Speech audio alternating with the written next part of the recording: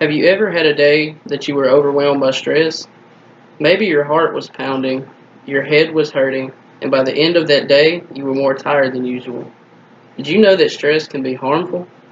Imagine how much better that day might have been if you knew ways to help cope with the stress in your life. Not only have I experienced stress throughout my life, I have also witnessed others that are dealing with stress, and I have learned more about it through the research that I have conducted. Today I am going to talk about stress, symptoms, possible effects, and ways to cope with it.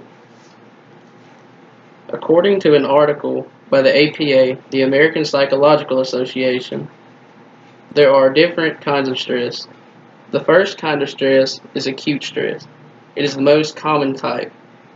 According to the APA, the symptoms include emotional distress, tension, headaches, stomach problems, and an increase in blood pressure. Acute stress is short term. The next kind of stress is episodic acute stress. It is suffered more frequently. According to the APA, symptoms include endless worry, persistent tension, headaches, and chest pain. This type of stress requires treatment on a number of levels, and ones that suffer from this stress can be extremely resistant to change. The last type of stress is chronic stress. It takes a toll on people day after day. According to the APA, symptoms include never seeing a way out of a situation that is miserable, having no hope, and giving up on solutions. Chronic stress is long-term, debilitating, and difficult to treat. There are many side effects from these different kinds of stress. According to the Journal of Clinical Endocrinology and Metabolism, the JCEM, the long-term effect of chronic stress causes wear and tear on the body and poses risk for serious health problems.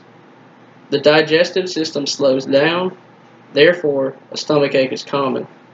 The chance of obesity also rises because of an increase in appetite. The immune system weakens, making the body more vulnerable to infections. There is a greater chance of anxiety, depression, and insomnia. There's also an increase in blood pressure, cholesterol, blood sugar, which are all risk factors for developing heart disease. The last thing that I would like to discuss are some of the coping skills that help manage stress. According to the website Anxiety and Depression Association of America, there are several ways that you can deal with stress. You can take a time out. You can do this by learning how to meditate, listening to music. You also need to exercise on a daily basis. You need to eat a healthy diet. According to Medline Plus in the U.S. National Library of Medicine, eating healthy foods help to fuel your body and mind. You can take deep breaths, learn to inhale and exhale slowly. You can get enough sleep. The body needs more sleep when it is stressed.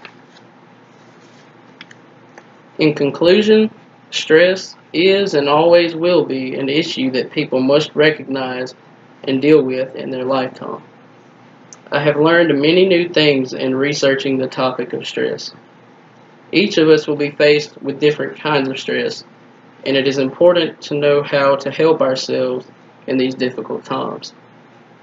Therefore, we may all keep in mind this quote by Lou Holtz: "It is not the load that breaks you down, it's the way that you carry it."